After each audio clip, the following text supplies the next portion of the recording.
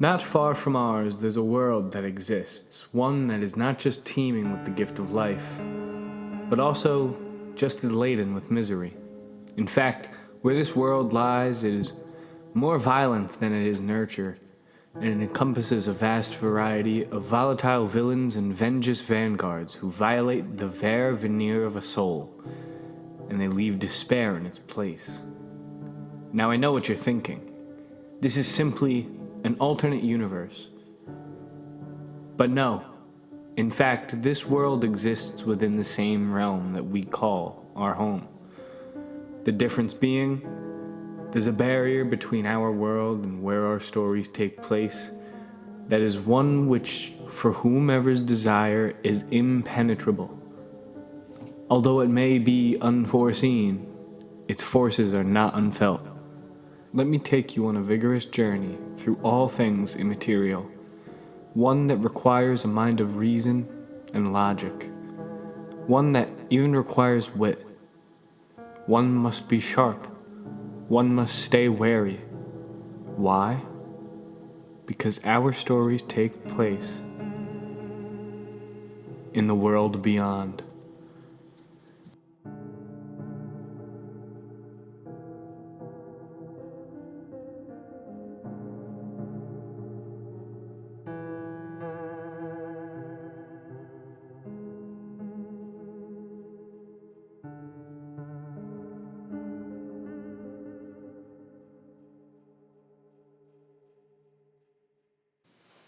The Devil Wears Trousers.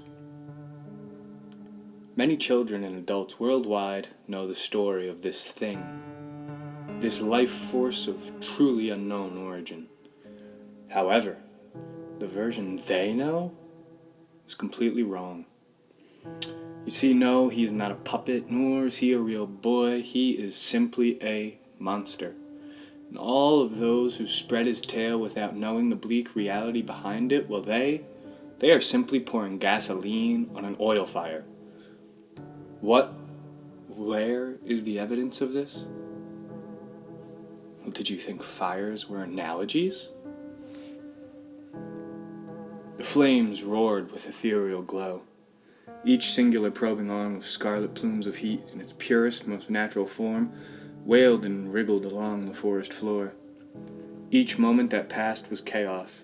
Wind ripped the few spared leaves through the air, carrying limbs of flame and smoke across the thickly coated brush spanning the forest soil. Embers flaked and burnt out, spewing from holes in trees and crying out of the sky itself. In the chaos, in the mists of this fiery rendition of our sun on earth, a shadow reveals itself. Elegant and slick, unbothered by that which is utter chaos around it, this shadow appeared in the midst of a fog of flaming smoke, moving forward with a new royal gait. As the shadow formed itself more, as it got closer, it became clear to the man watching from a yet untouched shack about a football field away that the flames were not from nature. In fact, it seemed that this life force began these fires with some method unbeknownst to man. The flames were unlike any ever recorded, with miles of forest burning blue hot and the ground below literally melting. No natural force could create this, the man thought. Also unbeknownst to him, this man was being followed, and his stalker was closing in on him. He had no idea where he was. He had no idea who was following him, and he was struggling to walk, let alone breathe. The fire was growing in heat and covering more ground with each instance. It was absolutely vital that this man find the nearest cover as quick as possible.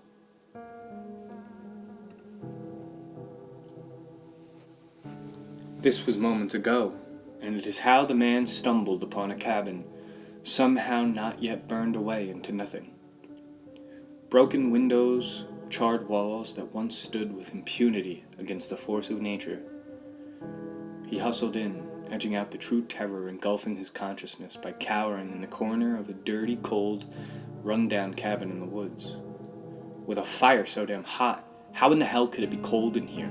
He keeps telling himself that they won't find him, or it won't find them or whatever it is, but deep down it is just as futile as school is for most people. This predator is not one who gives up after difficulty, no. No, it enjoys the thrill. This thing seeks it out. He would rather you run in terror as he walks slowly in your tracks like a mini doll version of Michael Myers than to kill you quickly. He craves the chase. The analyzation of these events occurring in the man's brain ceased at the noise of rustling outside the cabin. His right eye lifted enough just to peek out of the window and see the stalker for the first time. The moon is on vacation tonight, but the flames have stepped in for a sub. A yellow glow of light illuminated rail-thin legs. He is dressed in overalls like some sort of child would be, but this was no human being, let alone a child. The overalls were so tight to his skin it was almost as if they were painted on. After realizing the reality of his situation, he made his peace with God, signing the cross and praying the Our Father. But he was still uneasy, because the thing before him seemed so lazy almost, walking without worry of failure. It lacked any self-doubt, almost as if it was embedded within its very nature to be unaware of the possibility of its own demise, not knowing that it itself could burn up with this forest. A limp was present, almost as if one leg was shorter than the other. A step with the shorter leg was taken. Something odd stuck out to the man, cowering in fear from his fate. There's a twig growing from the side of this thing's leg. But then it stepped into the moonlight. That's when its face was revealed for the first time. It's rigid with cracks and crevices all around. Paint that dripped from the heat outlined a cartoonish face with circular eyes. The eyes were drooping and bloodshot, but the paint had already been melted away, yet its eyes remained. Between the two bloody eyes was, well, something that the man couldn't make out for sure. It seemed as though that this man or this thing or this little wooden whatever had been stabbed in the face right between the eyes, but it didn't seem to matter. It stroked the protrusion as if it were its own sick and twisted prized possession, a reminder that it could have survived. It starts walking towards the cabin. The man ducks his head underneath the window with haste. But it's too late. An odd tune began to be whistled, and as it got louder and louder and louder, the man began to hear the clacking of heels on wooden logs. The sound of years of dust crunching under its feet was deafening. The man gazed as the thing before his very eyes scanned back and forth through the window for a life force to eliminate before crashing through it. He sees it fully for the first time. Its skin is like tree bark, arms and legs like branches, that of a great redwood. It turns his head and speaks for the first time. It was the voice, that of a child, yet unlike any child he had ever heard.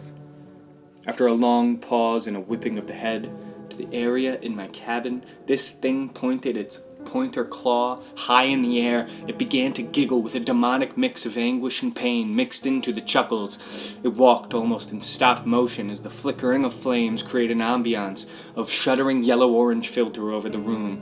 A grin cracked pieces of wood off of its face, and the subsequent groan that followed was one not of pain but of pleasure. As it got closer, it began to crawl on all fours with its elbows and knees, anthropomorphizing, dislocating into that of a spider's. Its chipped face dripped with paint so hot that when it dripped onto the man, it instantly turned black. It extended a single finger out, touching the tip of the thing, whatever it was that was jutting out of its face. And it whispered really close into his ear.